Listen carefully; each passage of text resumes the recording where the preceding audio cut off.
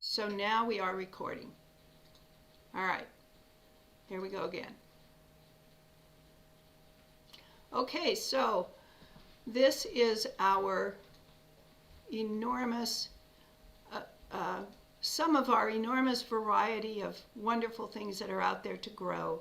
And if you were wondering why you might want to start your own seeds, I hope that this will inspire you to begin to understand that. So what I'm going to do is I'm going to scroll through here and I will highlight different pictures on here. And if you guys want to practice with your chat, you can identify the picture that I'm highlighting into chat. We can see if our chat's working properly that way too. Plus it gives you a chance to use chat so that if you want to ask questions, you'll be ready to do that. So here's our first thing. I think everybody recognizes this one. These are 3 different kinds of potatoes. And what you're seeing here, that dark purple one is an all blue. The yellowish one is one of my very favorites, which is a German butterball. And the beautiful pinkish one is one called Colorado Rose, but there are lots of others too. Has anybody grown this one?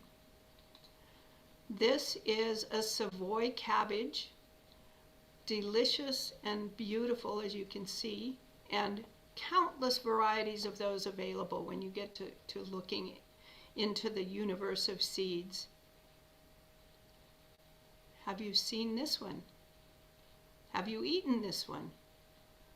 This is a purple kohlrabi, part of the brassica family, and a delicious, crispy, kind of sweet flesh under all that coarse purple outer skin. A favorite of my late father-in-law. He introduced me to these. More in the brassica family. I'm not seeing any chats, so I don't know if you guys are guessing or not. Hopefully we're not just losing all your questions or your comments.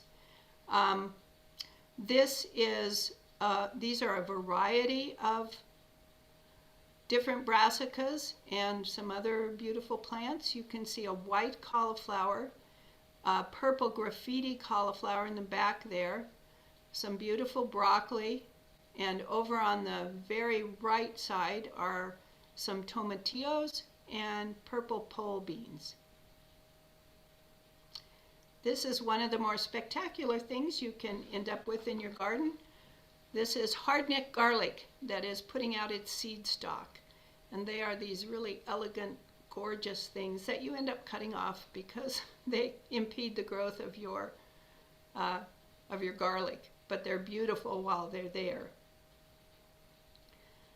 There's our purple graffiti again.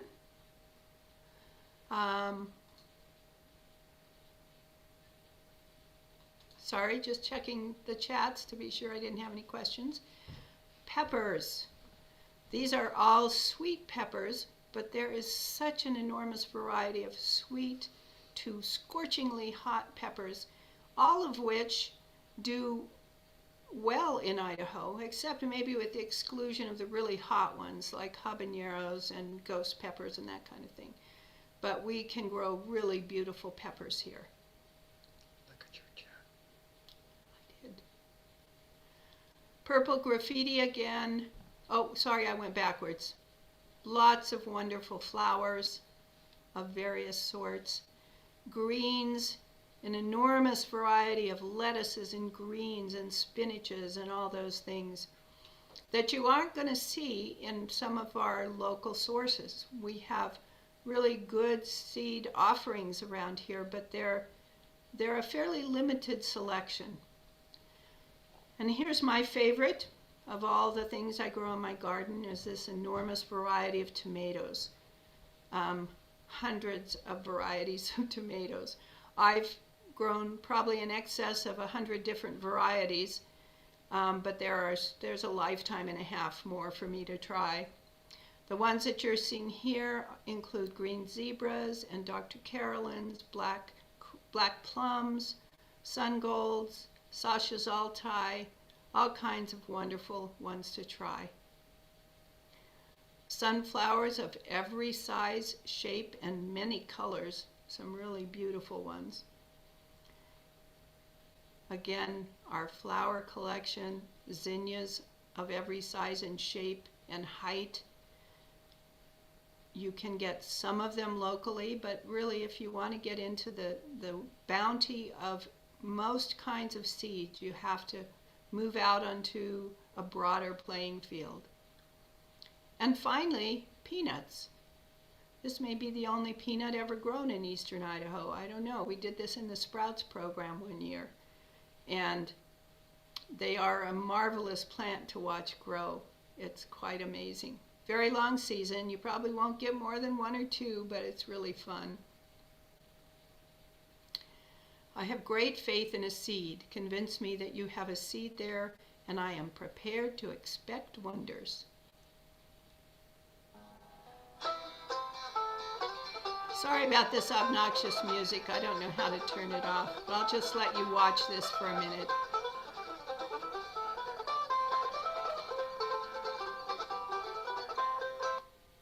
Okay, I will spare you further. So, sprouting a miracle. I had a question here about whether these pictures were all from my gardens or the community gardens, and the answer is yes. So starting, growing, and transplanting your own seeds, why would you want to do it? When would you want to do it? When should you do it? And how do you do it successfully? So we've answered the why to a certain extent, but let's talk about that a little bit further. So the first issue that comes up for a lot of people, especially first-time gardeners, is the cost. And secondly is the variety, which we've looked at some of the enormous variety that's out there.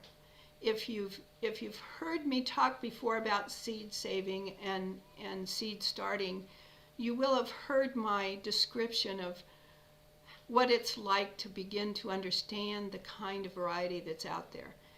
And the analogy that I use is that if you've ever in the summer come from a brightly lit house and stepped out into the dark of outside, when you first look up, you see a few of the brightest stars. And the longer you stay outside, the more accustomed your eyes become to what you're seeing, the more and more stars will appear until, if you're really lucky and you're in someplace really dark, you can see the Milky Way. Well, it's kind of the same way with seeds. At first, you are familiar because you hear about them all the time or you see them in the nurseries with the very most common varieties.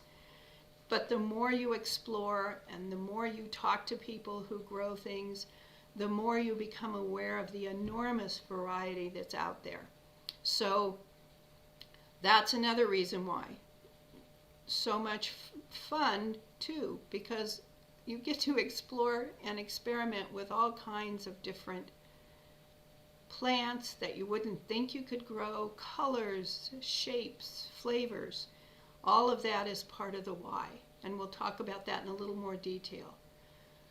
So a packet of seeds, you're going to get at least 50 plants out of them. If it's brassicas, it'll be more like 250 plants. But the cost of a packet, when I updated this a couple years ago, was around $3.50. I think we're getting closer to $4.50 now, and so you can make the adjustments in the calculations here. But as you can see, it's less than a dime to grow a plant just for the cost of the seed, as opposed to 6 or 7 times that much to buy it. And again, I think the price of 6-packs is going to go up again this year. So cost is one factor. And for some people, that might be the most important one. And it's a very definite economy to grow your own. Variety. This is, for me, the most important because I can choose varieties for their flavor, especially important in tomatoes and peppers and those kinds of things. Better production. I get to choose the variety based on what I need from it. I need good flavor, that's always at the top of my list, but I also want good production. I want something that grows well in my location. I choose a lot of crazy colors because they're just fun to grow. I also look for earlier harvest, and I can do that much better by looking at the enormous selection that's out there and selecting for early harvest based on the information that's shared or on seed saving. And I can choose things that are better adapted to our area. Sometimes our sources, our local sources, do a really good job of providing plants that are well adapted. But if you're going to big box stores or those kinds of places, they don't give that much consideration. So you can buy plants that don't have a chance of a snowball in hell to finish up. So when you are making your own selections, you have the opportunity to affect all of these things and to make your decisions based on which of them are most important to you. And the fun of it, there is truly a universe of plant possibilities. This is a picture of a purple cauliflower called purple graffiti. There are also, and I think I have a picture of them at the very end, there's an orange cheddar cauliflower, there's a bright green cauliflower that's almost fluorescent, and of course they're the standard white ones. You can grow all different kinds of greens that maybe you've never heard of, but that you might love the flavor of, like mosh and arugula and endive. Again, I showed a picture of peppers, but the number of peppers out there is amazing, almost as amazing as the number of tomatoes, from very sweet and early to ghost peppers and the like, which if you ever successfully get one here, I will be excited to hear about it. Green, striped, black, speckled, all kinds of different tomatoes with all kinds of different flavors and all kinds of different maturities. And a lot of things that you wouldn't think you could grow successfully here, like okra. I've had okra crops for probably 10 years or more. Artichokes, yard-long beans. There are purple peas of various kinds now, which makes, I should say, harvesting really easy. And of course, peanuts that we talked about. I just saw a peanut variety available sometime in the last week that I'm going to try. And one thing that you may not have thought of, but there are even rice varieties that will mature in our zone. We've done that with the kids in the Sprouts program as well. So lots of good reasons to grow your own. So you've decided now that you want to grow your own. And the question is, when? When do I start them? When do I put them outside? How do I know when to do the things I need to do in order to have a successful crop? So you have to answer some questions initially. And that is, the first and probably one of the most important ones is, does it do best when direct sown? And that means putting it directly in the ground as opposed to starting it inside. If it does better when direct sown, be patient and wait for the optimal time. You can determine that from your own experience or from talking to gardeners who have experience if you're a first-time gardener, or you can look carefully on the packet or catalog instructions. And this is an example of what you might see on Johnny's Selected Seeds for a particular variety of beans. And we'll look at this in a little more detail in a minute, so don't try to read that. But any good seed source will give you good and explicit instructions about what temperatures it needs, whether it's better direct sown or started indoors, etc. So that will help you answer that first question. Will it self-sow? And that's pertinent for some things like lettuces. Self-sowing is when the plant drops seeds and starts on its own outside, which means if it's a variety you like and you'd like to replicate, you don't have to grow it inside. You can let it do its thing. There aren't a lot in our climate where that's applicable, but lettuce and other greens are certainly the case. I have a never-ending supply of lettuce, of kale,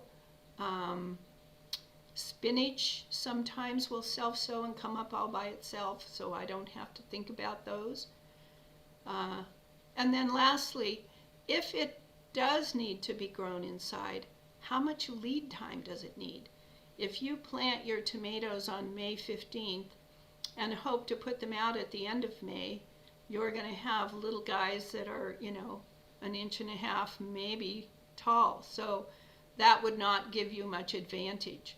The ones that need a lead time need it because they have a longer season, that they need to be fully mature. And so you want to be sure that you know what that lead time is, and that way you can calculate how to begin your planting process and when. So here's an example of some of the information that you can find when you're selecting varieties. This came from the Johnny's website, but it's also in their catalog. And the one on the left, called Quick Facts, gives you kind of the quick and dirty info. So what you would learn there is what its life cycle is. It's an annual. You plant it every year. Days to maturity. How long before you can expect to harvest? And in Idaho, you probably add 10 to 15 days to that. Whether it's open pollinated or hybrid, that's a significant bit of information if you think you might want to try saving seeds. And in addition to the quick facts, there's detailed growing information that tells you what kind of soil temperature it might need, whether it should be planted directly into the soil or started inside. And you want to look at these because the success of your growing is going to depend on how closely you can match that plant's needs with your practice in the garden. And the closer, typically, the better.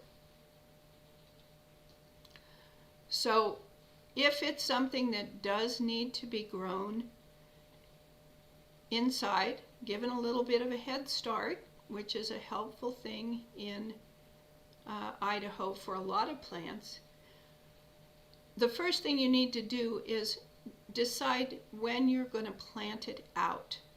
And that's dependent on the soil temperature and the frost danger, because a lot of the plants that we need to start indoors need to be started indoors because they need a long season, and yet they can't tolerate cold soil temperatures or frost. Those two things can either impede their growth or outright kill them. So you want to be sure that you have determined that. What is the soil temp that that plant needs? And that doesn't have to be down to the degree. For instance, things like peppers and tomatoes, they like to be put out when the soil temp has warmed up. So you're not going to put them out in early May unless you're going to protect them somehow. You also take into account the danger of frost, which is going to vary depending on where you are, but around here we can't really count on frost-free until maybe the end of May. And we've had several occasions in the last few years where we've had frost into June. In those cases, I wouldn't advise waiting until the very last possible time anybody's ever seen frost, but rather putting them out under the normal circumstances, what's the typical time when it no longer frosts? Put them out then, but then be prepared to cover them if it turns out that we're going to have an unusual occurrence. Determine the optimal indoor growing time. So that could vary from squash. Winter squash benefit from an early start, but they only need a couple weeks, because if they get any more than that, their roots get too developed and they get disturbed enough, even if you transplant them carefully, that it will slow their growth, and they'll actually grow more slowly than one that you might have planted from seed. So if you're going to take advantage of that early start, you want to do it in a way that optimizes the growth rate of the plant. And in the case of some things, that's only 2 or 3 weeks. Others take 10 to 12 weeks. That information will be available to you on the packets or on the website, and you can figure out for a given plant how much time it takes. And then it's pretty straightforward. You just count backwards from the planting start date to determine when you're going to start them indoors. And I'll show you what that means, because it sounds much more complicated than it is. So on a calendar, imagine that I want to put my tomatoes out on the 29th of May, when I'm hoping there won't be any more frost. And so I know they need 6 to 8 weeks, and so I'm going to just go back on the calendar 8 weeks. That would be the 4th. I would start them on the 4th of April, or the 18th of April if I was going to go for 6 weeks.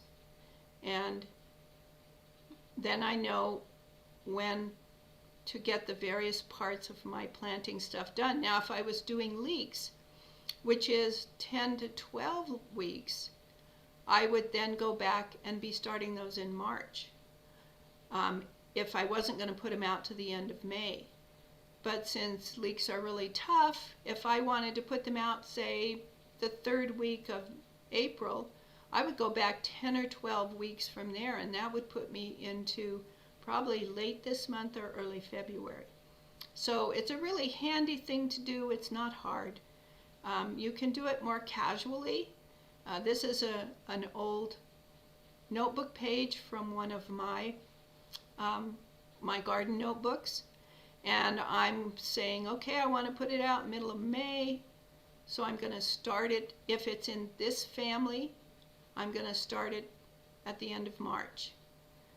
The exception to that I have learned since I made this list is okra, which really only needs maybe 3 weeks. It gets too leggy otherwise. So this is another way that you can do it. If you really want to not have to worry about that, go out to Johnny's Selected Seeds. I'm sure there are others out there as well. And find his seed starting date calculator. And it's really great, because you just put the date that you hope to plant. You can see I've put the 22nd of May, and you enter that, and then you get a whole list of all kinds of different vegetables. And flowers are on there as well, and some herbs, and it will tell you the number of weeks to start seeds before the setting out date, and then it actually gives you the window of time in which you should plant those, and when you can plant them out relative to the last time you expect frost. So, for instance, with broccoli, it can go out 2 weeks before the last expected frost, which is the date that I've put here, the 22nd of May. So it can go out by the 8th of May. Same thing with cabbage. It can go out even sooner. It could go out in April. Doesn't mean it has to. As you can see, there's a range here. But this is just a really handy chart. I think they're a little bit conservative, but that's a good thing, especially if you're a beginning gardener. You will be safe if you use these dates, and if you have an accurate spring frost-free date, which is what I've put here. I think earlier I said it was when I wanted to put them out, which is true, But the reason I want to use that date is because it's the last expected frost date. So this is a really handy tool as well, especially, as I said, if you're a beginner and you want to feel really comfortable with your dates, this would be a good place to start. So now you've got a sense of when you need to do stuff. Now we're going to talk about how you need to do it and what are the requirements that you need to meet if you want to have a good result for planting out in your garden. And as you can see, we're going to talk about good seeds, good light, good soil. We don't really use soil, but that's how we think of it. Proper watering, and then a sense of adventure, so that you don't feel too limited in the choices you can make. It's fun to push the limits a little bit sometimes, and we'll talk about all of these. So I thought this was a great quote from George Washington. "Bad seed is a robbery of the worst kind, for your pocketbook not only suffers by it, but your preparations are lost and a season passes away unimproved," which is a real frustration, I can tell you, because I've experienced this, as have I think most gardeners who've been growing for very long. So you want to start with good seeds. You want them to be vigorous. You want them to be adapted to your environment. Nothing else can fully compensate for seeds that aren't good, because you can have great soil, you can have perfect watering conditions, etc., etc. But if the seed itself is not healthy and vigorous, you're out of luck. You're just going to get either nothing or a scrawny, weak plant. So that's an important thing to consider. If you're trying to save money and you buy a packet of 25-cent seeds from someplace, is it worth the chance that you're going to end up with something that is not strong and vigorous and won't give you a good result? The other thing is how frustrating it is to put in all the time and effort to get your seeds started, even whether it's starting them indoors or planting them directly in the garden, and then find out that they weren't viable or they weren't vigorous. They may be sprouted, but they didn't grow in a way that was going to yield a good plant. If you have any concerns about seeds that you have, do a germ test, and we will talk about that in a minute, because that's a quick way, a few days, and you have an answer about whether those seeds are going to do what you want them to do. I believe that cost is often a predictor of seed quality, with the exception of seeds you save yourself, which have very little cost. But if you're buying commercial seeds and you're paying, a piddly amount of money for them, they're probably worth about what you've paid. If somebody is doing a reasonable, careful job of growing seeds, they're not going to be able to sell them for 25 cents a pack. So the source of your seeds is important. Local nurseries are good in the sense that they are stocking seeds that they know do well in the area. They're not going to stock things that do badly. Typically, they're not going to stock bad seeds because they want you to come back every year. And so if you want to get some basic seeds, the local nurseries will have pretty reliable seeds on hand. The caveat there is that their selection is going to be very limited compared to the universe of seeds that's out there. So those are things you need to take into mind. Online seed sources will really expand your view of the seed universe. And we have a page at ifcga.org. If you go to the directory and then follow the links to seed sources, we have a whole list of seed sources. We have bolded ones that board members have used and particularly like. For instance, Seed Savers Exchange, Johnny Selected Seeds, Fedco Seeds, and there are several others on there that we can recommend as reliable sources of healthy, vigorous seeds. If you have seeds that you've saved from previous years, don't automatically decide that you can't use them. I have started seeds. My biggest success, my most astonishing success, was some tomatoes that Tony and I brought back from a trip to France in 1988. And about 4 years ago, I found those seeds, the last few of a variety called Marmande tomatoes, which are a very long-lived seed anyway. And I had about a dozen seeds. I planted them. I did a germ test, actually, which we'll talk about in a minute. I planted them, and I got 3 healthy plants from those 30-year-old seeds, which I was then able to save seeds from and restore my stock of Marmande tomatoes. So don't assume that old seeds are necessarily bad. There are certain seeds that you will find have a very short storage life. And this list shows you what some of those are. And you'll notice that onions and leeks are fairly short, parsnips are fairly short, lettuce sometimes can not last very long. A lot of it depends on your storage conditions. Keep them cool and dry, and you will extend their life significantly. But as you'll see up here, some seeds last easily 6 or 7 years. And so keep that in mind when you are buying seeds and you want to keep them. You know, you're going to buy a packet of cabbage seeds and there will be 150 seeds in there. Well, you're certainly not going to plant all those your first year. You might do as few as 5 or 10. And so what do you do with the rest of those seeds? Well, they have a quite long life. If you will keep them cool and dry, you can be planting those same seeds for at least 4 or 5 years. And again, I have pushed cabbage seeds and cucumber seeds and all kinds of melons well beyond the limits that Rob Johnston put in this chart.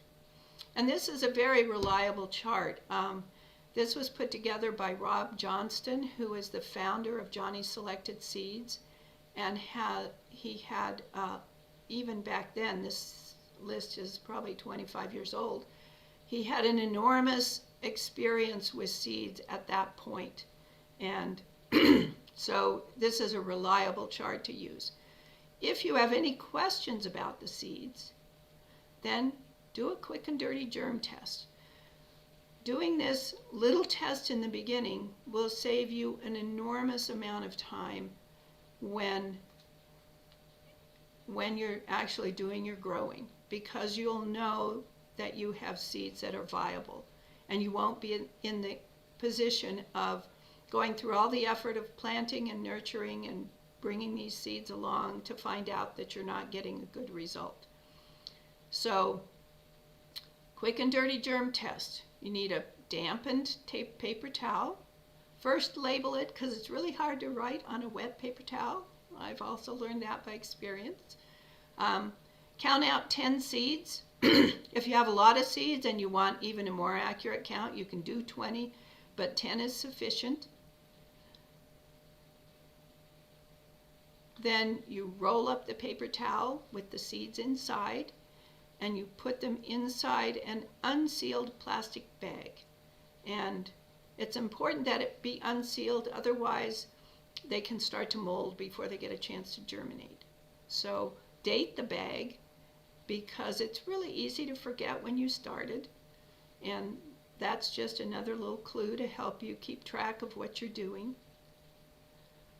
Put in a warm spot, not a hot spot, but a warm spot. We used to say put it on the top of a fridge, but fridges are much better insulated now, and so I don't know if that's a good place anymore.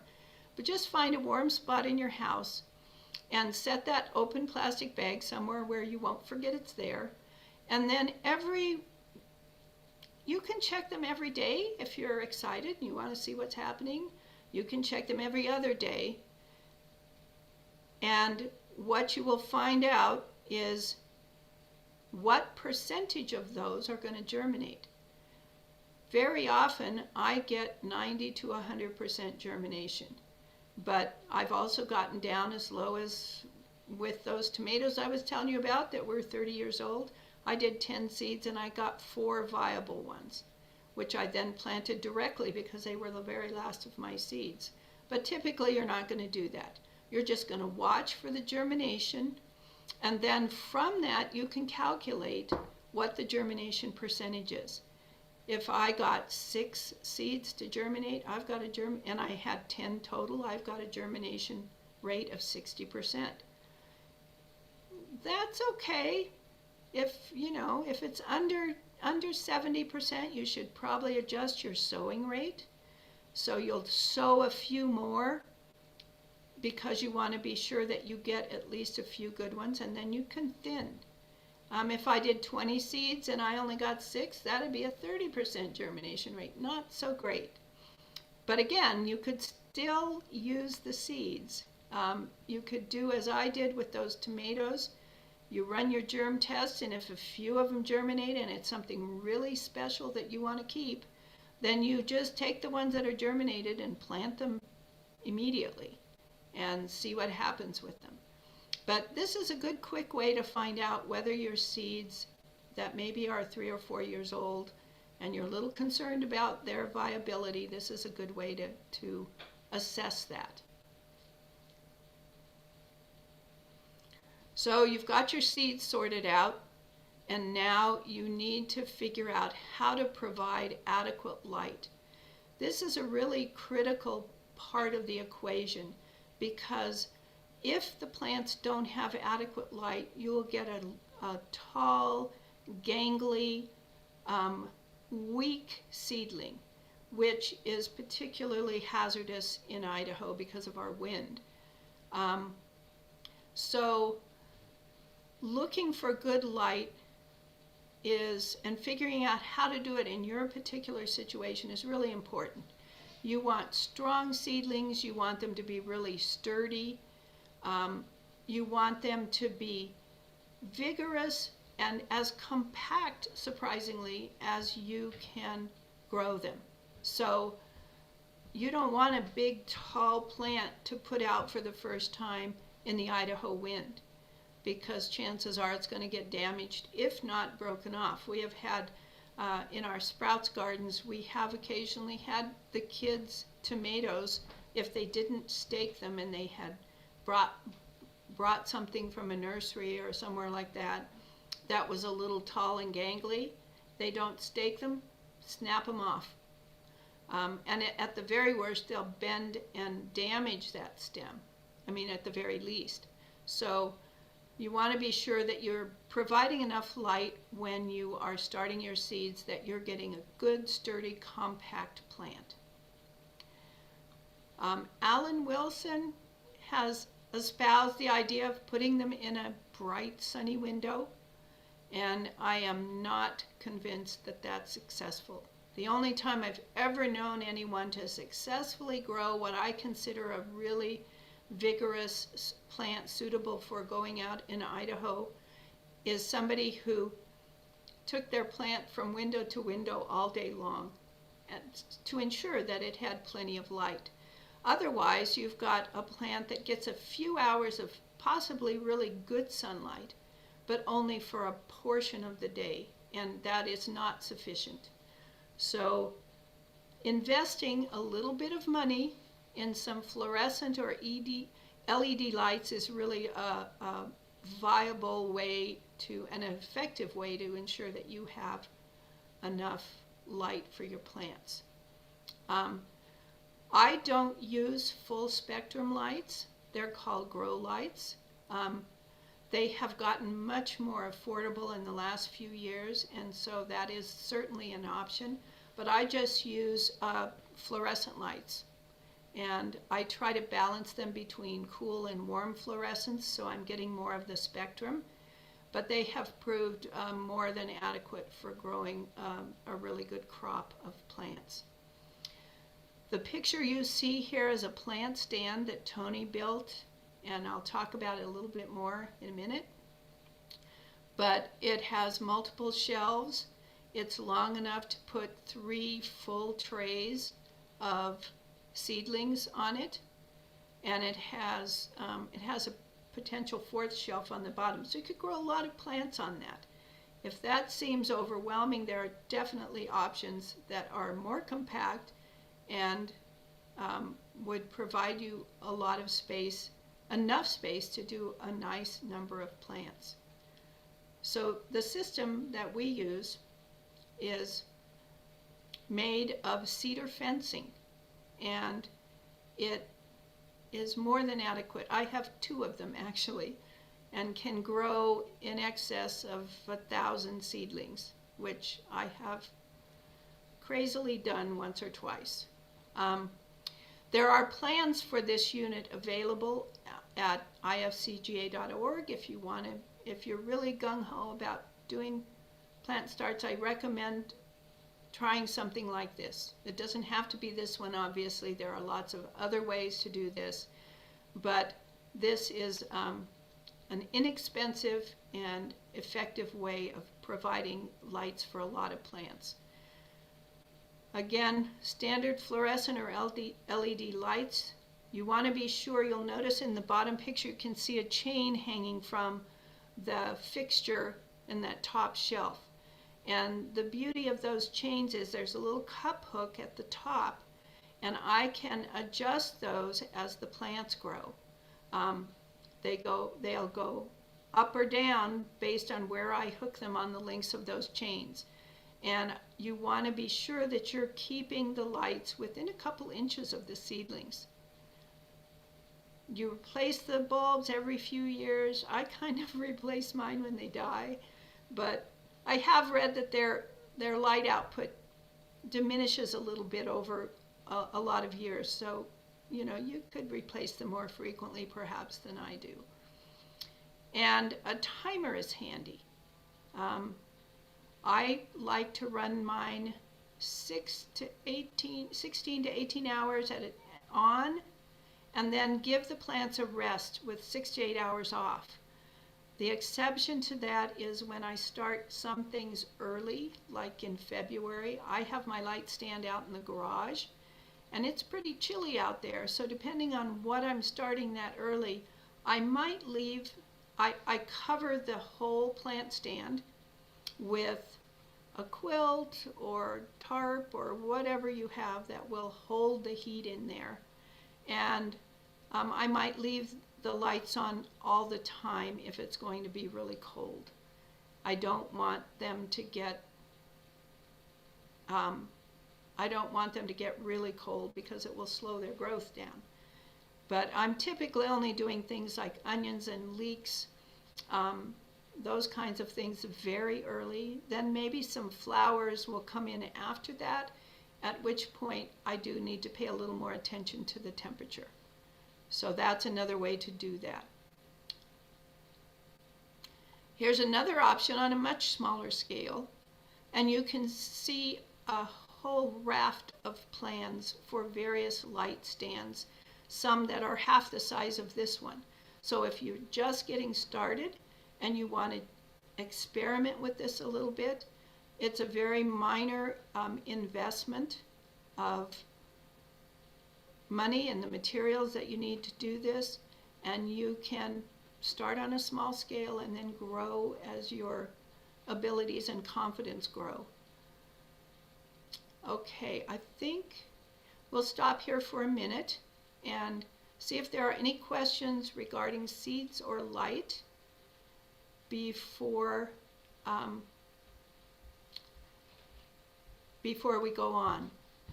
So there is one question here that asks if they come pre-assembled, and I'm presuming then it says please with lots of exclamation marks. With lots of questions, lots of pleases. Please. And the answer is, I'm sure there are ones out there, other kinds of shelving units that you could buy that were pre-assembled. The one that that I'm showing here is one that you would build yourself. And those are the plans that are on the website. But there's a whole variety of metal shelving available at places like Lowe's and those kinds of places that you could adapt to this same purpose. The challenge is ensuring that you have enough space between the shelf and the surface above it, whether it's another shelf or the top, so that you can allow plants to grow. Because some of those shelving units are, only going to have a foot in between them. And that isn't sufficient for a lot of the plants that you might want to grow. But if they have flexible shelving on them, then there's no reason why that wouldn't be a good option to buy something that was pre-assembled. Any other questions out there, folks? Okay, I don't see any. Feel free to pop them in there. They will show up here. As I said, we're having a little trouble with Zoom this morning, but I think they're showing up. Okay, so now we're going to talk about soil. And the truth of the matter is that you don't use soil in your planting medium for growing plants indoors. You're using a soilless planting mix. The reason is you might have really beautiful soil out in your garden, but once you get it inside and you put it in these warm, humid conditions without the natural controls that occur in your garden, you could end up with all kinds of disease issues in your little seedlings. So, excuse me, you want to use a good, light, soilless planting mix. They are sterile, and they avoid problems like damping off and other disease issues. My favorite at the moment, and this is only my personal favorite, I used to use Sunshine soilless planting mixes. I liked it a lot, but I can't any longer get it here. I discovered one last year or the year before called Lambert, Lambert, and I know that Sunnyside Gardens has it. I don't know where else you can get it, but it's a really nice, light, clean, but absorbent mix, and it's worked really well for my plants the last couple years. So you're looking for something with a light texture. I've seen some alleged potting mixes that are just full of bits of wood and, they're really coarse. That's just sloppy, cheap potting mix, and you don't want to use that because it doesn't serve your seedlings well. So the reason you want this is because it's going to allow the sprouts to come up through the soil easily. It will hold a lot of water. There are some planting mixes that are very sandy. I don't personally like those because they don't hold water as well, and I don't want to have to worry about my plants wilting or dying because I forget a day or two to look at them. So you want one that has a light texture and holds a lot of water, and because it's a soilless planting mix, it won't have harmful bacteria in it, and obviously that's a good thing. So garden soil might be really great out in your garden, but it's not suitable for growing inside, and for the reasons we've just discussed. This is the look that you want to have in your starting mixes. You're going to see very light. If you feel it, it doesn't compact easily, and yet you can tell it's got a lot of organic matter in it, which means it will hold moisture nicely.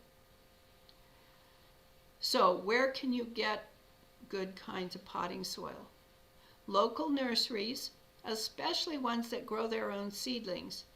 I know that Town and Country they do transplants they're buying seedlings from somebody else and transplanting them up, but they're having to do that in a good potting mix. I believe they sell that potting mix. Sunnyside has a couple of mixes, including, as I said, that's where I can get the Lambert mix that I like. So look for nurseries that are growing their own seedlings. I got some last year, just a sample to try out from Eagle Rock, and that did well too. So check your local nurseries, talk with local gardeners and see what brands they use. And critically remember that you usually get what you pay for. So if you're buying a really cheap potting mix, you're going to get a really cheap potting mix that may not serve you very well. There are some that used to be really well-known brands, and as with so many other sectors, there's been a lot of consolidation where big companies buy these little companies and then they undermine the quality of the products. So I think the most reliable one of these choices is to talk with local gardeners and use local nurseries, because those big national brands, some of them have gotten really compromised. I'm going to stop for just a minute and see if we have a question. Oh, okay, so this is pertinent to this discussion. Whoops. Does peat moss work for gardening or for starting? I don't recommend the use of peat moss, primarily because of the devastation we're wreaking on peat moss locations all over the world. A lot of mixes may have a little bit of peat moss in it, but I would not choose to use just straight up peat moss for more reasons than just the environmental impact. It's also very acidic, which can be good or bad depending on what seed you're growing. And if you get a potting soil that's a nice balance, then you don't have to worry about that so much. What about worm castings for starting seeds? I think that I know that Elaine Ingham, who is a soil scientist who's been studying soils and their microorganisms for 40 years, has said that she has planted seeds and grown seedlings directly in compost. I would not attempt that with my compost because it's not up to the same standards that hers is. I'm working on getting it there. I would have the same concerns about trying to grow directly into worm castings. There could be disease issues that would be hard to control if you're using straight up worm castings. The thing to do might be to do an experiment and mix some worm castings in with some potting soil, do some straight up potting soil, seed starting mix, and then do something in straight up worm castings and see if there's any significant difference from one to the others. And if you do that, whoever asked that question, I would love to know the results of that, because there is so much goodness in worm castings that it would seem logical that you could grow in them. I just wouldn't want to risk my entire crop on that first time out. So doing some kind of a little bit of controlled study on that would be a good way to determine whether that was a successful. Here's another comment from someone who said they've used coconut coir in garden soil, in a garden soil mix as an alternative to peat moss, but they're not sure about seed starting. And I don't know an answer to that either. I don't know that it's got the texture that you need for seeds. It seems to me that it might be a little too coarse for good seed starting, because you want a seed starting mix that has enough body to it that there will be good contact between the mix and the seeds so that they're getting the moisture they need to germinate. And I just don't know about how that would work with coconut coir. So again, I would suggest you do an experiment. Add some to a potting mix, plant some in straight up coir, and then do some in just the potting mix and see how your results vary. It could be that it would be really good. And again, if you try that and you have some results, share them with us at the email address for the community garden, and we'll share them with everybody else. Okay, I think that's it for questions, so let's go on to watering. Watering is maybe one of the bigger challenges, because we like to say keep them wet enough but not too wet. So what does that mean? That's why that's what makes it so challenging, is that you're trying to determine what that balance is. The soil should be consistently moist, but not at all soggy. And I think with experience, even if some of you are beginners, you will soon come to recognize the difference between moist soil and waterlogged soil. If you're unsure, erring on the side of too little water is better than too much, which is kind of surprising maybe, but that's the case. If your plant leaves, once your seedlings are up, if the leaves are beginning to droop a little bit, or they start to look dull, that's a sign that it is too dry. And either extreme is going to stress plants, which you'd like to avoid. So trying to find that balance is really an important part of growing your own.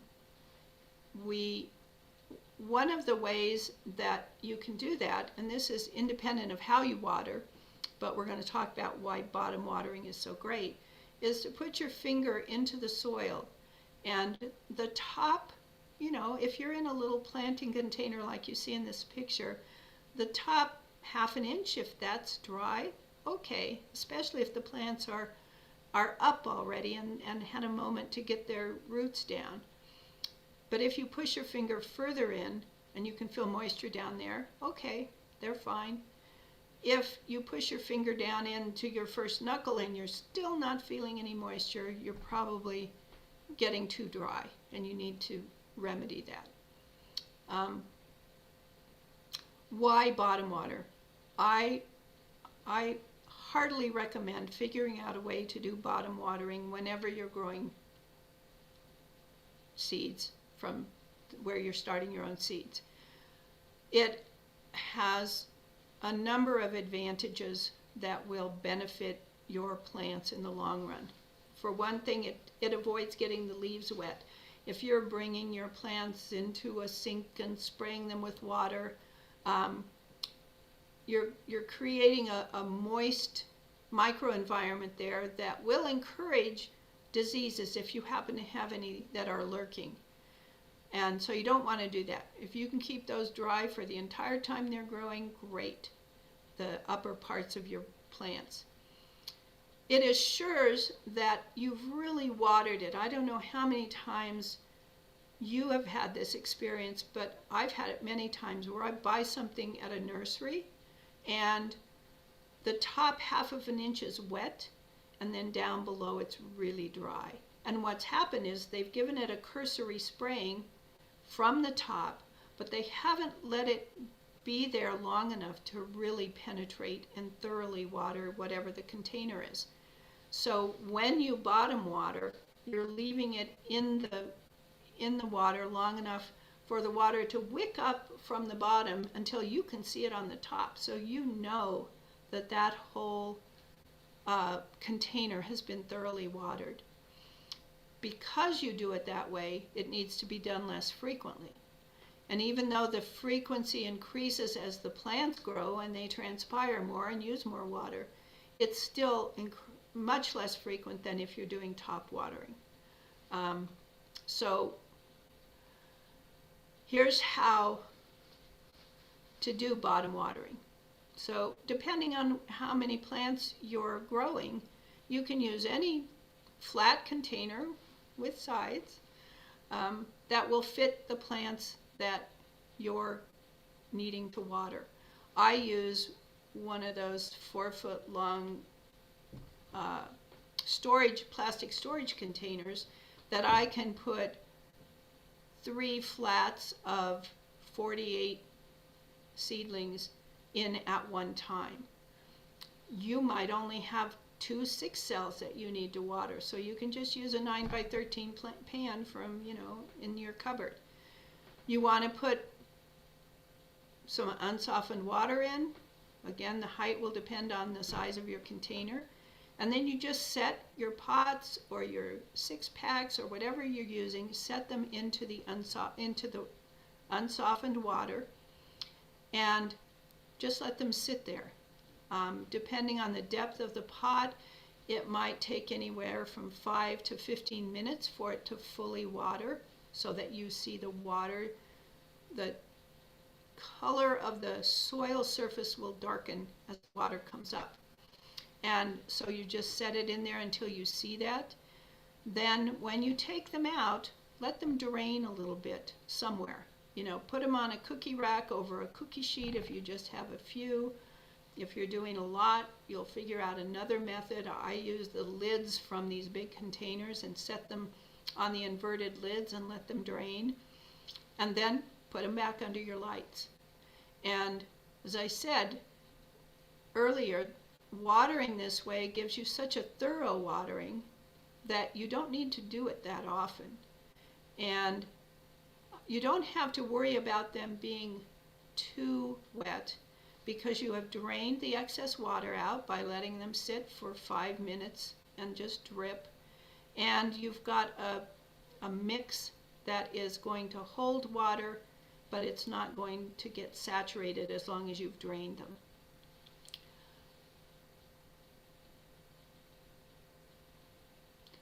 Okay, so now we'll just do we like to do this in person, but since we can't, we'll show you pictures of how to do this. So now you're going to actually see how to get your seeds in the dirt, except it's really soilless planting mix.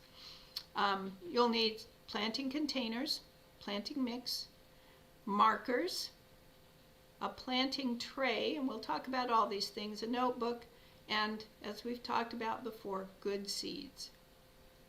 So my favorite planting container is this reusable deep 6-cell planter. There's a new version out of this from a place called McConkey's. I think it's in Oregon, but you kind of have to buy a lot of them. So you can buy planting containers at the nurseries, at the big box home stores. You can even figure out your own, which we'll talk about here shortly. But any container with good drainage will do the job. And you can adjust the container to the size of what it is you're growing. So you don't want a yogurt container if you're growing, an onion. But if you're growing a tomato, maybe a big 1-quart yogurt container would be good. If you are reusing these, I've used mine for multiple years. I would say some of them have been used for 15 years. Be sure you soak them in a 9-to-1 water to bleach solution for a few minutes and rinse them before you reuse them, just to ensure that there's not any resident harmful organism in there that might affect your seedlings. I know an older gardener up in, I think she's up in the Ryrie area, who told me many years ago that she just left hers outside and she never did any kind of rinsing or bleaching or any of that.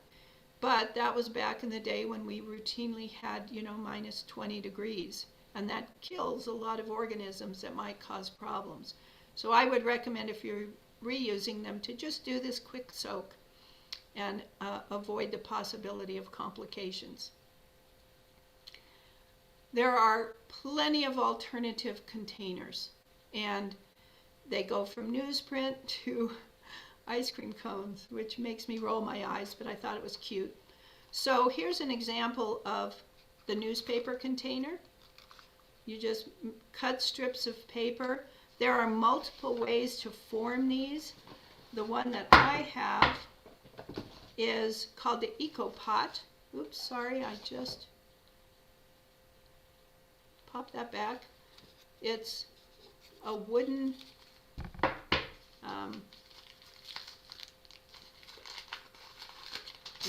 it's really hooked on here. It's a wooden,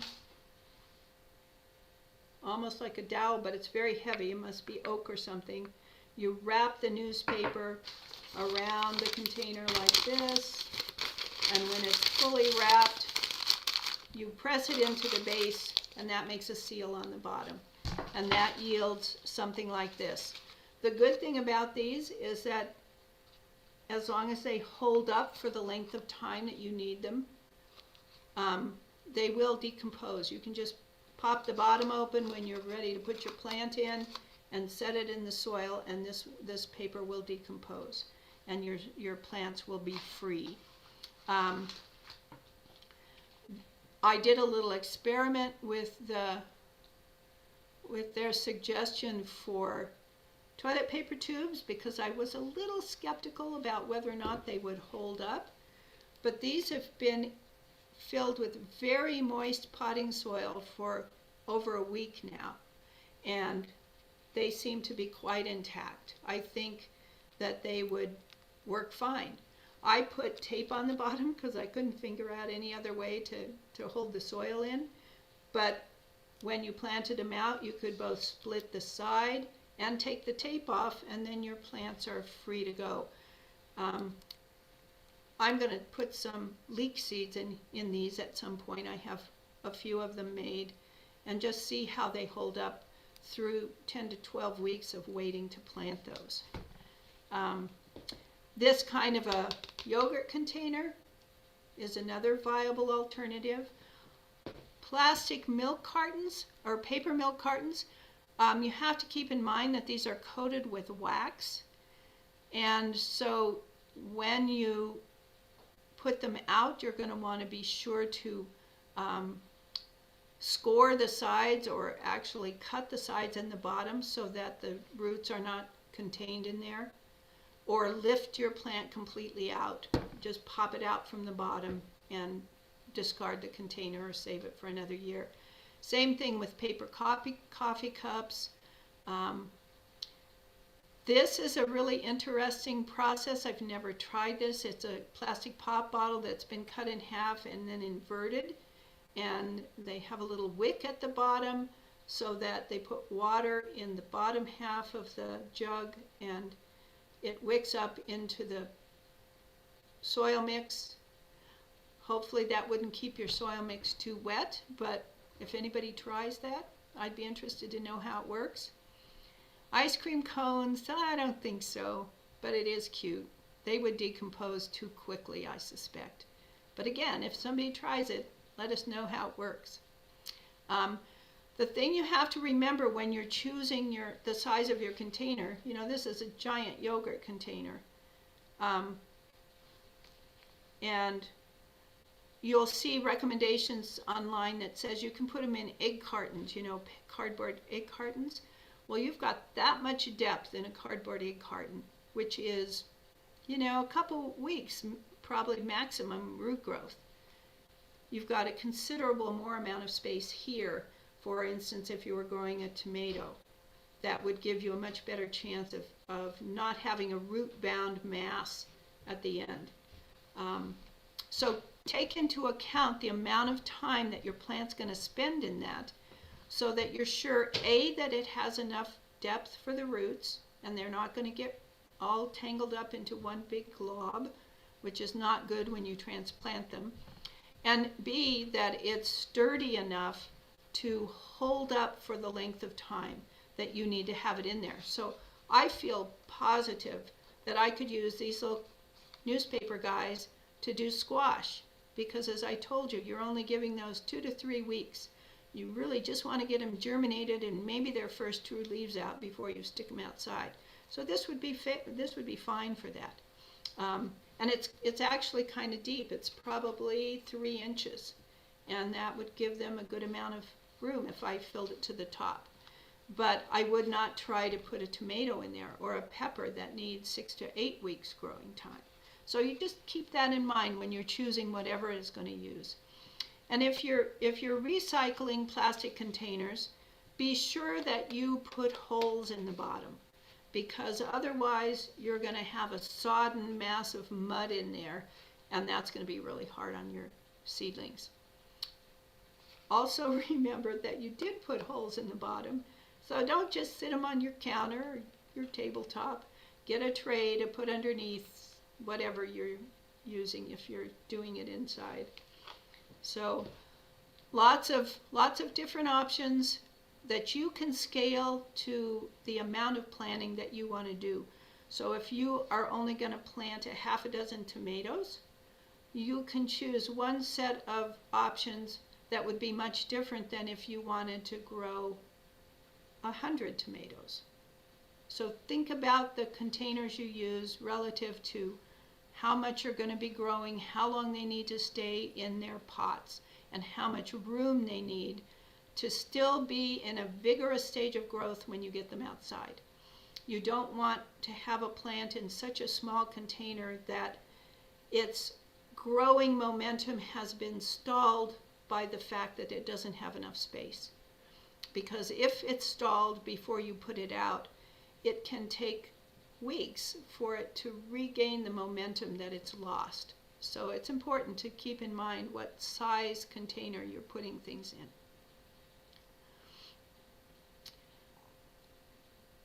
This is a really important aspect. If you're growing more than just, a half a dozen plants, you want to know when you planted them, what you planted, and sometimes even notes about how you did it, so that when you look at the results, you have enough information to assess whether or not the method you used is one you want to use again, and whether the seeds you used are ones you want to use again. So I use old nursery markers, or you can take milk cartons and cut them into strips, or any plastic strip.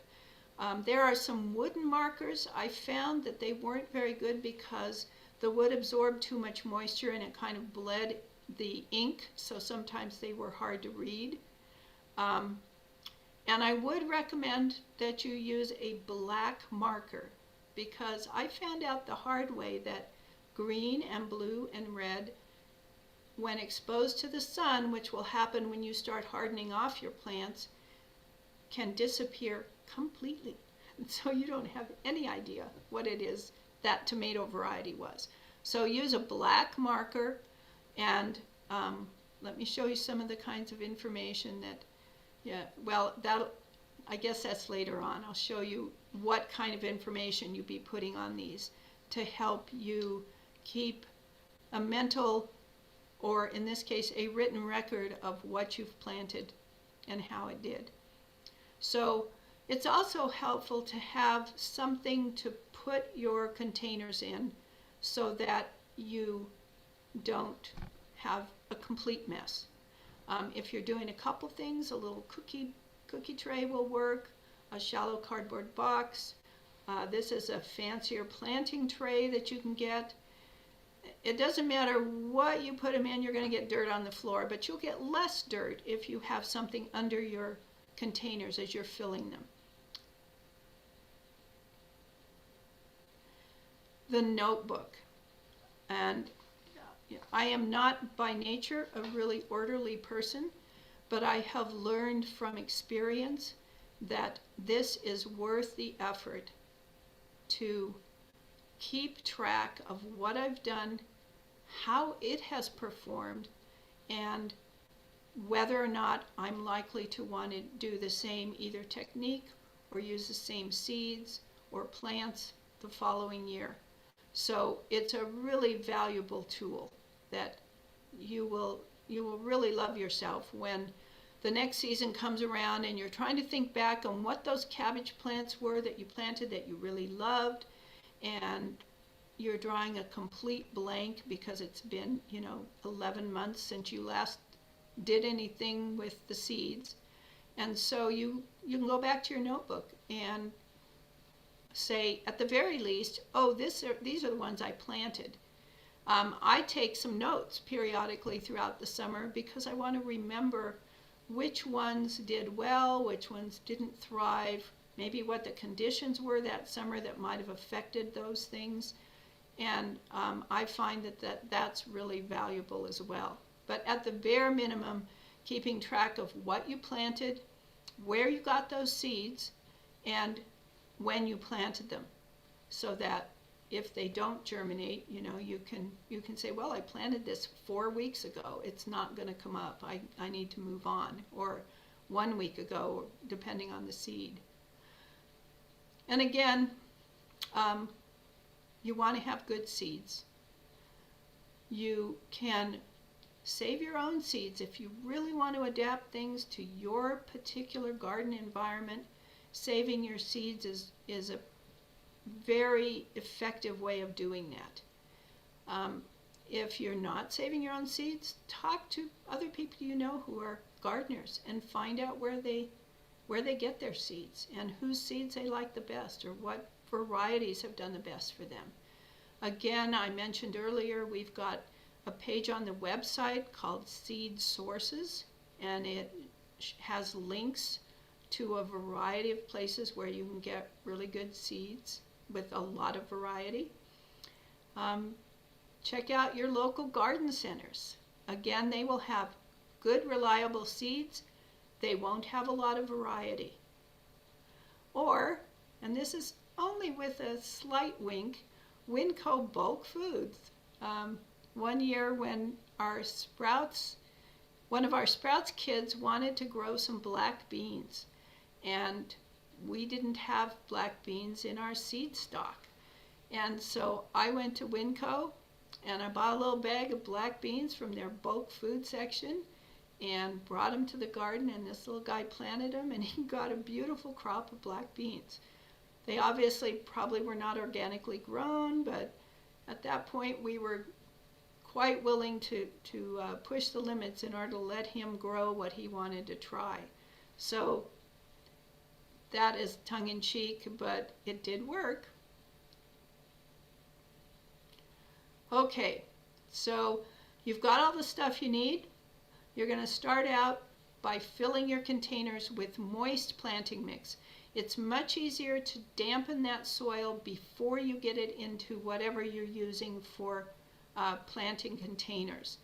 So what I'll do is I'll take a bucket of the mix and I'll take a sufficient amount of water, which can vary depending upon how moist the mix already is, and I will pour the water in, mixing as I go, and then I'll let it sit for a couple hours so that that water can wick out and be kind of evenly moist.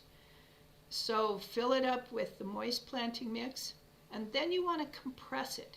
When you just fill it up, it's going to be very loose, and as I mentioned when we were talking about coconut fiber, if it's too loose and you put the seeds in, they won't make good contact with the soil. And if they don't make good contact with the soil, it'll be harder to get them moist enough to initiate germination. So when I'm using these planters, I just take another planter and press gently on the top so that I have compressed the soil in there. Sometimes you'll find once you've done a little compression, you need to add some more. No problem, just put some more on top and then press that down gently. So that's the next step. Then this is what you're doing with all those little plant labels. Make a label with the variety, the date. I have expanded that to include the seed source, the year of the seeds, because that tells me how long these seeds are viable.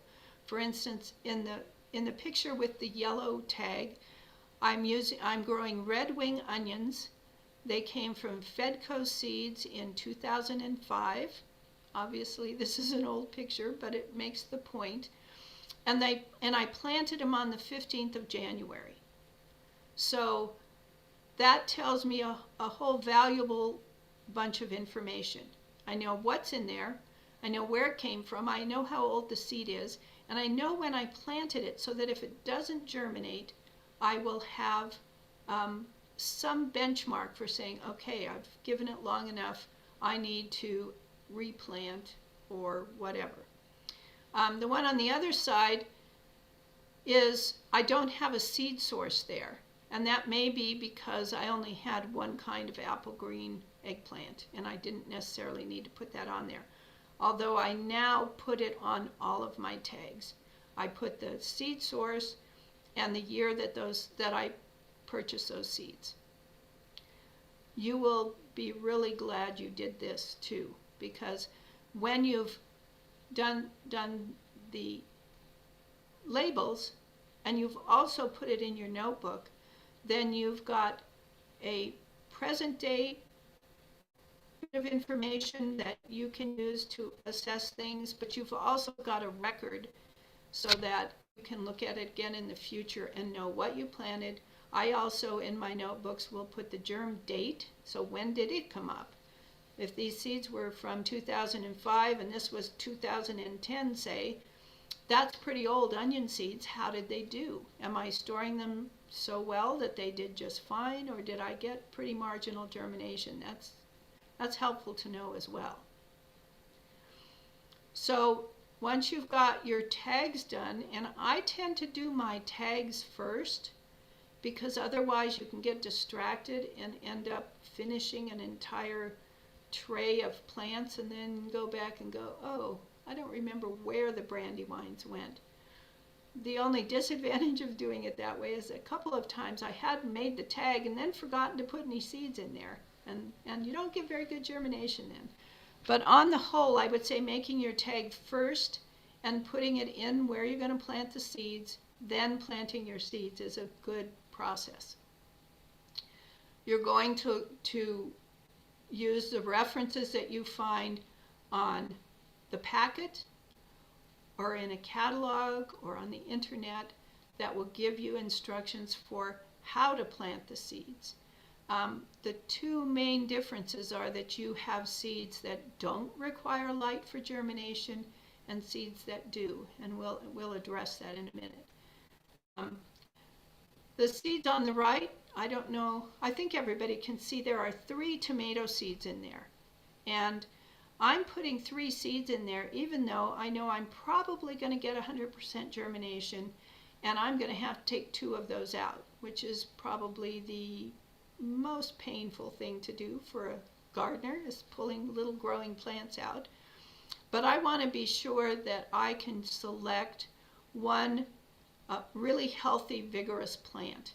And I don't want to end up, if something happened and I got poor germination on 2 of them, you know, if I'm putting 3 in there, I have a reasonable chance that I'm going to at least get 1 good seedling from that.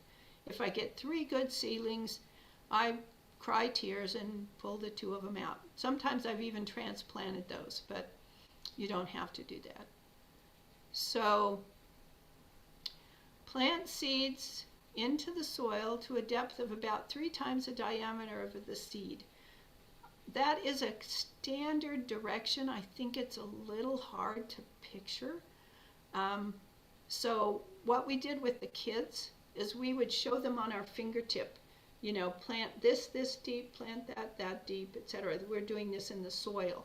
So you can think about it that way, and I would say most seeds should go down, you know, the length of your fingernail. Bigger seeds would go down maybe the length of your first knuckle, unless you've got giant hands, in which case you can adjust. But get them down into the soil. Your best guess as to 3 times the diameter of the seed.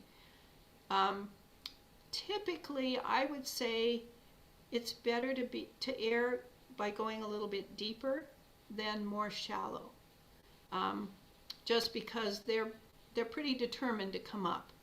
You don't want them really deep because they can run out of steam before they make it to the top, but most of the time they will find their way to the surface. Don't plant too densely. this is a temptation that is hard to resist sometimes. When you're planting little seeds like onions or leeks, you sprinkle some on there, or basil, which is tiny. It's really easy to get too many seeds in there. If you've done that and you get really good germination and you have a ton of little plants growing up, thin them. Thin them ruthlessly, because the impact of crowding is not worth the result of a few extra little plants, because you'll have a few extra weak plants as opposed to a couple really strong ones. So don't plant too closely, but if you do, thin them out. Some things like onions and leeks, you don't plant just one in a 6-cell planter like I was showing you, those black planters. You can grow 4 or 5 in one cell, but you don't want to try to grow 10 or 12. That's going to be too crowded, and you're going to get a whole lot of not very good plants instead of a few very nice ones. Pay attention to the light needs of the seeds. It will say on your packets or wherever you're getting the information whether or not light is necessary for germination. If it is, then you just are going to sprinkle those seeds right on the surface and then gently press them in. You don't want them to be covered up, and the reason you're doing that is you want them to have good soil contact so that they get moist and can germinate, but you don't want them covered with soil. And when you put a plastic bag over whatever your planting containers are, be sure that it's a clear bag so that light can get in there. And I'll show you a picture of that in a minute. Be sure that your labels are in place. It's really frustrating to have a whole container of plants and you don't know what they are. It's going to be clear if they're tomatoes or peppers or squash, those are different enough. But if you're planting multiple varieties of something and you want to know which ones are in that container, because you're going to keep track of how they do and how you like them. And if you don't know which ones they are, that is not possible. So be sure you get labels on there, however you decide to do it. If you're using containers like this, you could even write with black marker right on the outside of it. So however you do it, figure out how to label what you've done. Some additional tips that really will enhance your success, especially in the long term, is to make notes in that notebook that you got to help you remember the details of what you did, what you used, how you used it, when you did it, and then how successful was it. Because that's going to come back to serve you well in the future. Check the moisture level of your planting mix before you start, because it's kind of a pain to get seeds into a dryish planting mix and then try to water that from the top without disturbing the seeds. So if you find that maybe you didn't get your seeds planted as quickly as you'd hoped, and the planting mix that you have in there has dried out, water it before you plant. Bottom watering again ensures that you have a very thorough, even level of moisture in there. Do that and then put your seeds in. Okay, now you're finished planting. And what happens next? So again, you might do only a 6-cell of some kind of plant, depending on how much space you have, how much you love whatever it is you're planting, or you might do a full tray of things. And you'll notice that every one of these has a marker in it. In some cases, you'll see 2 markers because I was planting something that I didn't want a full 6-pack of, and so I've put 2 different things in one 6-pack. The only caution that I would throw in at this point is that be sure if you are combining two things in a planting container like these, that they are compatible in terms of how long it's going to take them to germinate, because I have made the mistake of putting parsley in one and, say, basil on the other side. And the basil will germinate in 3 days and the parsley takes 2 weeks. And so then you have a dilemma about what to do with it once the germination started in one side and not the other. So in this case, these are all similar things, 2 different varieties of the same plant. And that's a good strategy if you're going to split up your containers somehow. Okay, so you've got them planted, and you want to be sure that you're maintaining the moisture level of the soil, because if they should dry out and the plant has already begun to germinate, that can kill it pretty quickly.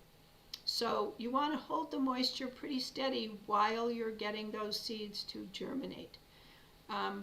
In this case, I just use, as you can see, old plastic bags.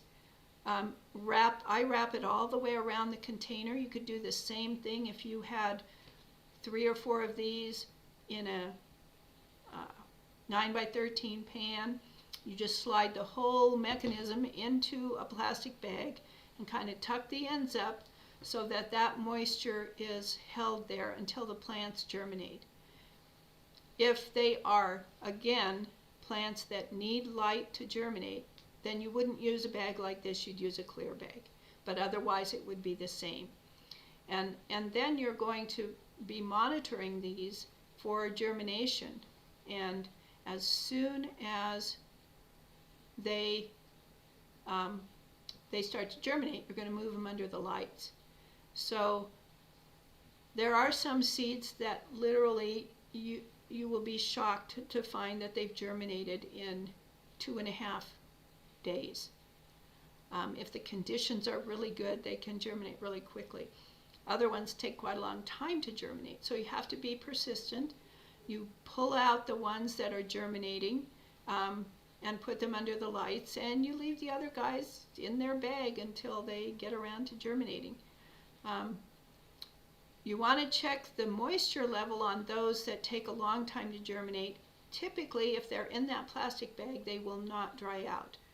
But you don't want to ignore that entirely, because it could happen that they might need a little additional water for a really long germination. Also, you sometimes can get a little green mossy kind of thing growing on the surface if it's one that takes a long time to germinate. I have not found that that was harmful in any way. I don't know all of the ins and outs of it, but for many years I've seen that on some plants and I've never seen any negative impact. While you're waiting for those to germinate, once you've got them in their bags, you can provide auxiliary heating, and it will definitely speed up the germination. If you have a lot of 6 cells, that's kind of a nice way to get it moving along. The typical way for doing that is to buy heating mats. I find that they're kind of outrageously expensive.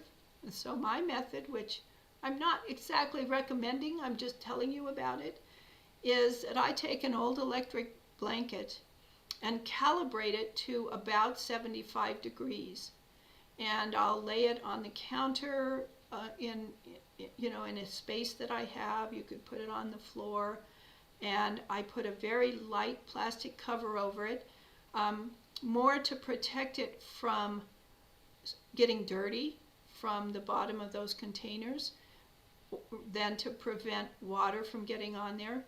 But it would do both those things. And then I set my trays right on top of that electric blanket inside their plastic bags, and just proceed as before, checking them every day to see if some of the really quick ones have germinated, and leaving the ones that are not germinated there.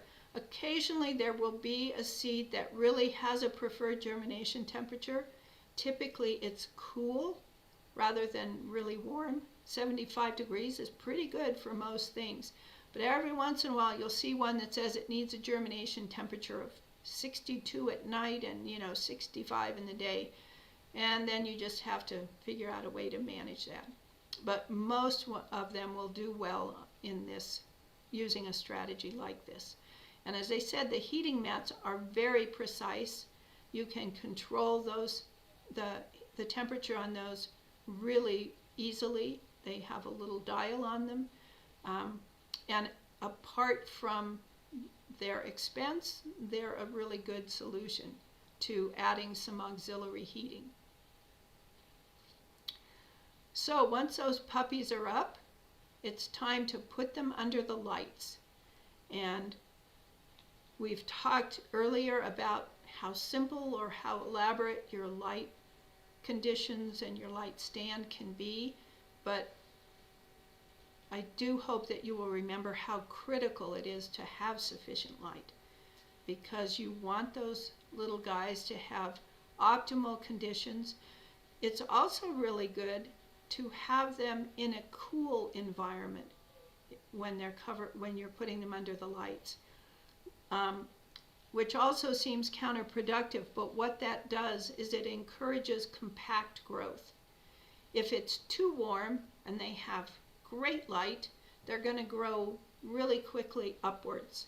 And optimally, what you want them to do is grow sturdy, really strong stems. In the case of peppers and tomatoes, those kinds of things. With onions, like the red wings you see here, it doesn't matter so much. But they like cool temperatures. So putting your light situation, whether it's a light stand or a table light, in the coolest place within reason, you don't want them to freeze, will help the plants grow compact and sturdy. And I'm going to pause for just a moment. We have a question. This question is, do you use fans to provide resistance so they are stronger?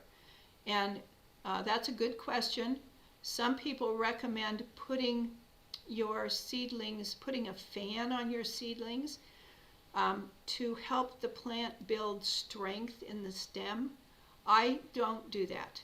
I get mine out hardening off, and I figure they get plenty of wind from Idaho to toughen them up. But it's a perfectly viable solution if you want to be sure that they've got really strong stems. I haven't found that it was necessary so far. But that's a good question. Thank you for asking that. Okay, so we've got them under the lights. We're going to keep the lights within a couple inches of those plants.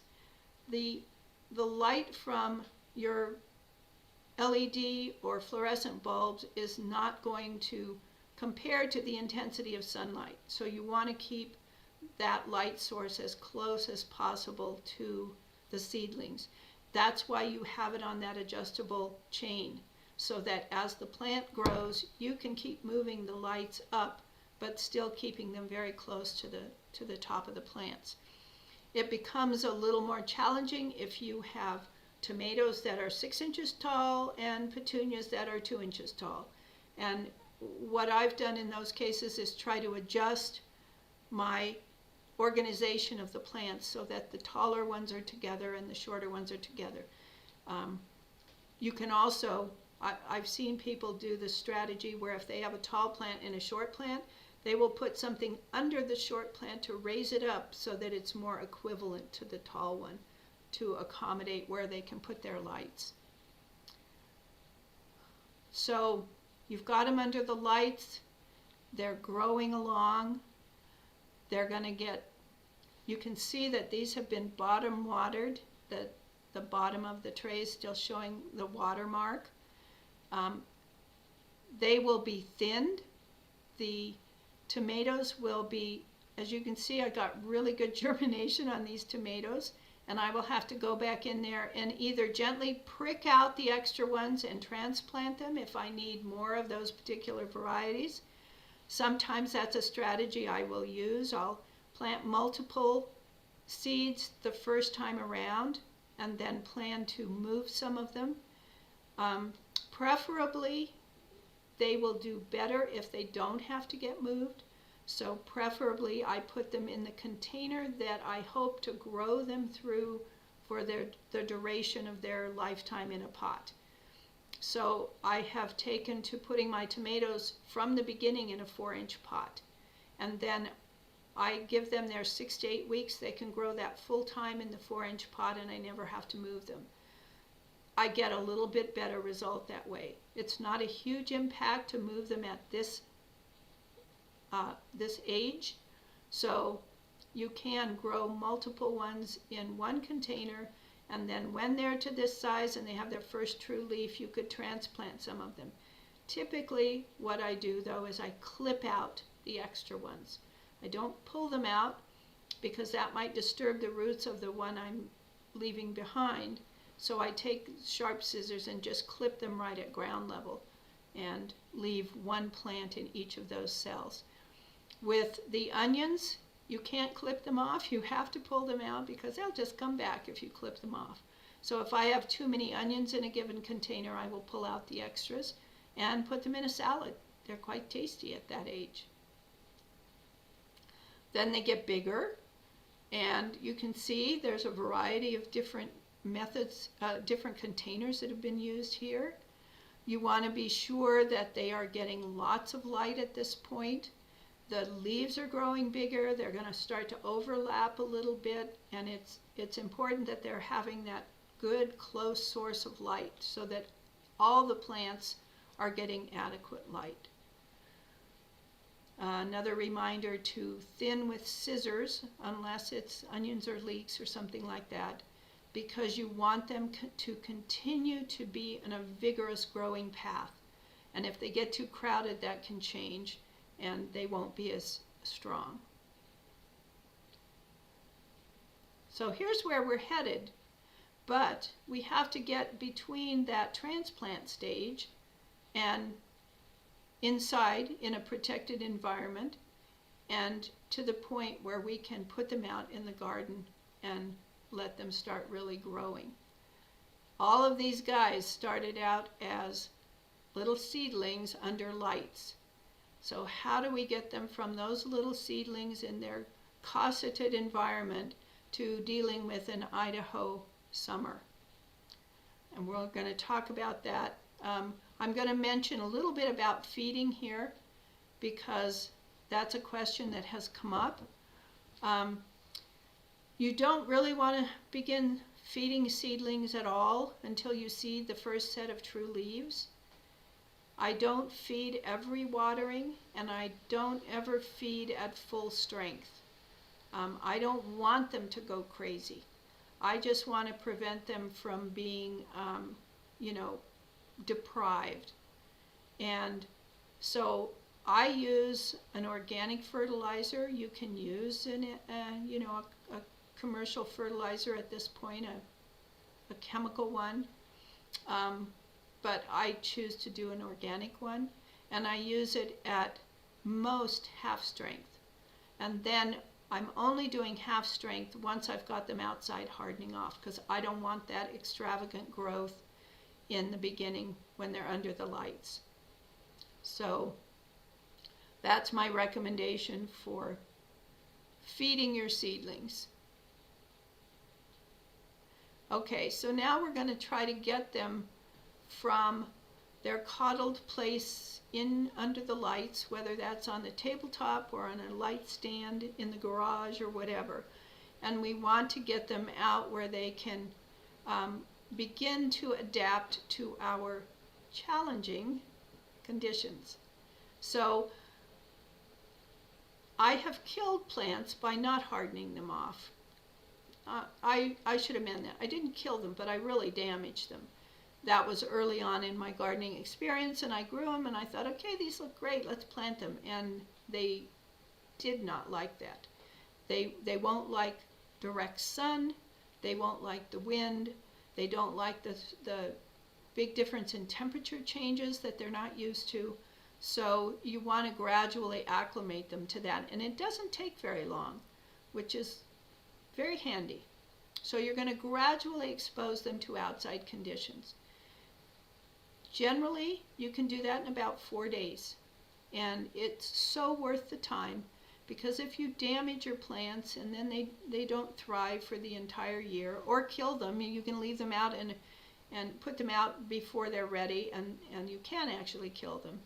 It's very frustrating. So this 4 days of adapting them is well worth the effort. So start off by taking the plants outside on a calm day, theoretically, then we do have those in the spring, for about an hour. That just, and you're hoping for sunshine as well, because you're trying to get them adapted to bright sun, and you could put them out on a cloudy day. That would begin the process of acclimating them, but you need to get them out during the sun, a very sunny period, to really get them fully hardened off. So after that initial hour, bring them back in, stick them back under the lights, and then each day double the amount of time they're out. So they'll go out for 2 hours, then 4 hours, and then once they're to 8 hours, I'm like, okay, you're good, guys. You can just stay out there. And if it's particularly windy, or if we get a cold spell, I have actually damaged cauliflower by leaving them out when it got too cold, because the plant itself is hardy, but the budding tip is not. And if you leave them out when it's too cold, that budding tip gets damaged and it won't make a decent head, or any head at all sometimes. So if it's particularly windy or particularly cold, then you bring them back in. And if the weather keeps you from getting them out for multiple days, then you might have to start the process over. Typically, if it's a day or two where they have to stay inside, then they can go back into whatever point they were in that sequence, and they'll be fine. But if you've had to keep them inside for 4 or 5 days, then you'll want to start over again. So you get them outside. These are ones that you can see they're everywhere. We had a cold spell and had to bring all the plants in. And we had them in the garage, in the house, on the counters, but we didn't lose any. And you can see how these are tomato plants in the foreground, and they're in 4-inch pots, and they're nice, sturdy, compact plants. They're going to do great if we can get them to the garden without them freezing or having any other terrible traumas. They're going to be really good plants. Your water, pay attention to the water, because you've got them outside now. They're going to be in direct sun, hopefully, and they're going to dry out more quickly than they will have under your lights. So pay attention to the water. You're still bottom watering. That's even more important once you get them outside, because there are more possibilities for disease organisms to get in the picture. And if frost threatens, what else is a dining room table used for anyway? So bring them in and then put them back out once temperatures have evened out the next day. Oops, sorry. Okay. So hardening off is definitely worth the time it takes. These are plants that were grown inside, and they've been outside now for probably 2 weeks. They're thriving, they're healthy. I haven't lost any to frost. The wind hasn't blown them down. They're going to be a great addition to the garden. And had I moved them directly out from their inside environment to the garden, many of them would have sunburned leaves. They would be drooping, they wouldn't like the wind, etc.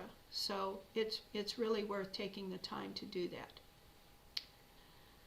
And last of all, we were talking about what you need to grow your own seeds, and that was a sense of adventure. It's such a wonderful process that you become part of when you're doing this, because you're learning so much about growth and nurturing and patience and perseverance in the face of possible failures. It's a real learning experience.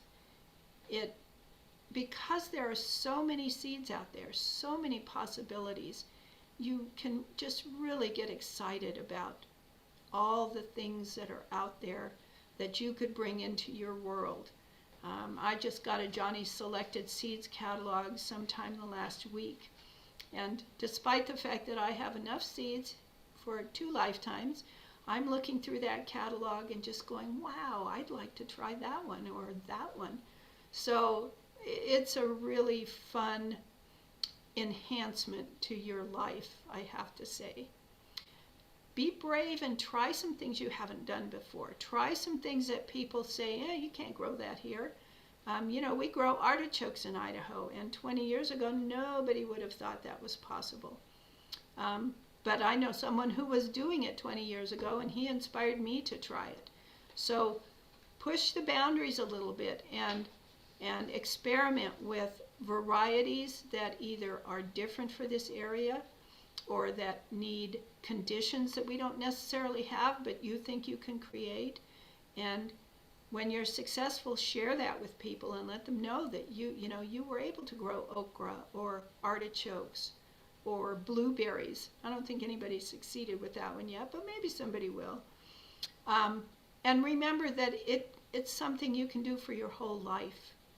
And what you're learning now and what you will remember and take into the future can build that experience until you're too old to stand up and put seeds in a pot, which hopefully will be a long time from now. Part of the process that I think is really important is don't expect perfection. If you're growing organically and you're learning and you're remembering what you've learned and where you've failed and where you've succeeded, there's going to be a good deal of imperfection in those processes. So it's important to remember that that's part of what you're doing. You're learning, you're growing, you're advancing your skills, and all of that involves a certain amount of struggle and sometimes failure and certainly some imperfection. So be at one with that and you'll be a lot happier as a gardener. This is a crazy tomato that grew here one year, and I saved seeds from it, and its offspring were also crazy. But what a delight to grow something like that and have it surprise you when you go in to pick it and you end up with this thing. It's pretty delightful. Accept imperfection, expect some failures, learn from your mistakes, share what you've learned, keep trying, and you will keep growing, especially if you have that garden notebook. And pretty soon you will be enjoying your own bountiful harvest of beautiful and or edible things that you can enjoy yourself or share with all the people around you. Just as a final note, I want to point out these are the cauliflowers I was telling you about. This orangey one was an early orange cheddar. The variety has been developed quite a bit since then, and it's much oranger. This green one was picked, as was the purple one, a little too late, and they're starting to open up. But you can see their intense color, and it's really wonderful to use these in cooking. If you're doing any fermenting and you use that purple broccoli, it will turn all the brine this lovely pink color. It's very fun. So I think what I will do now, I don't see the time because I can't see the clock, but I think we'll open this up to questions and comments. If you have comments that you'd like to make, doesn't necessarily have to be a question. Please open up your chat and send those to us. I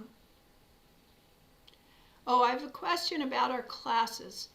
Last week we learned about the soil biome. Will you have another lesson on how to create that in our own gardens? Thank you for asking that, because just this past week we have gotten the website updated, and one of the classes, one that we had lost, we have found. And so now on the website at the class, on the class page, which you can find at ifcga.org, just go to the directory and choose the one that says 2022 classes. And underneath that are the links for the Zoom classes for our last 2 classes of this session, growing in confined spaces like pots and that kind of thing. That's going to be next week.